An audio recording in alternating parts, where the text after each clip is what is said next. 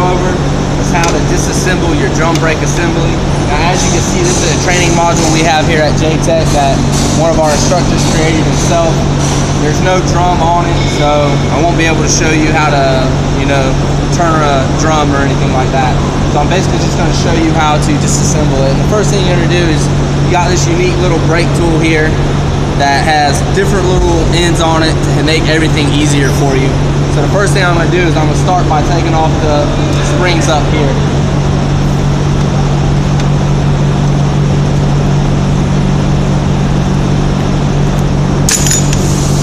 And as you can see, your parking brake lever fell off.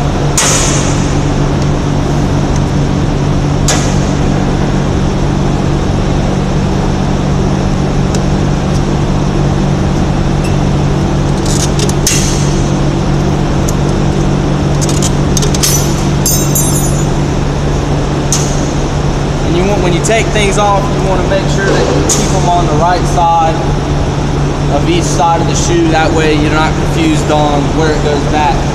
And when you're working on a vehicle, of course, you never want to disassemble both sides at the same time. You always want to have one assembled. That way you can have a mirror or a correct symbol. That way you know what you're doing. So after you take the springs off, of course, pull this little thing off. Next, I'm gonna pull these little springs off after I find some vice grips or needle nose.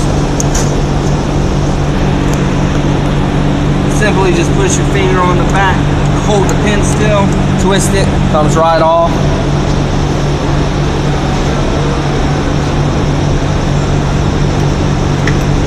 Same on this side. Move your little pin. Of course, everything's gonna fall off.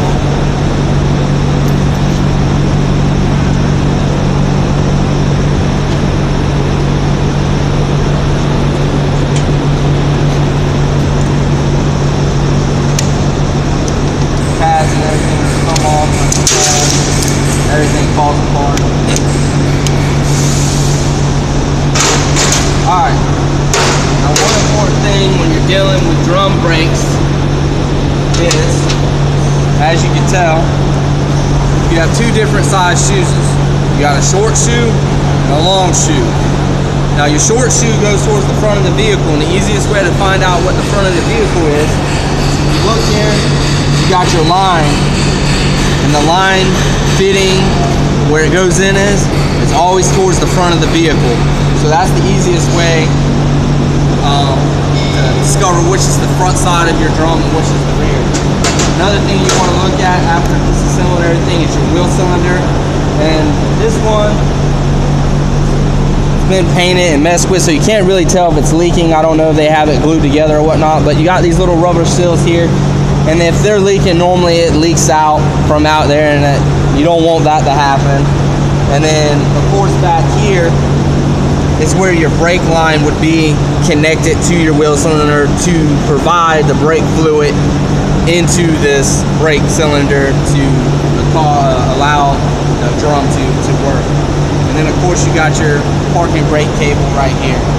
So one thing you want to look at when you're looking at your pads, of course, is you want to make sure there's no damage to them. And as you can tell right here, this one's broke and this one has a nick in it. So if these were mine, I would want them replaced.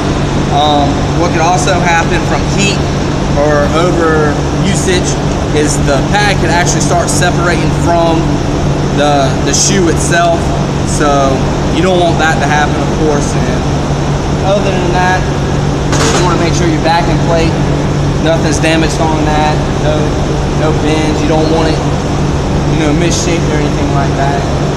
Basically, when you change your brake shoes or your pads on your regular your disc brakes, you want to make sure that all the hardware that comes in the new box that you change out. You don't want to use the old springs or anything. You want all the new stuff to be with the new shoes and stuff. Other than that, that's basically how you disassemble your drum brakes. Thanks.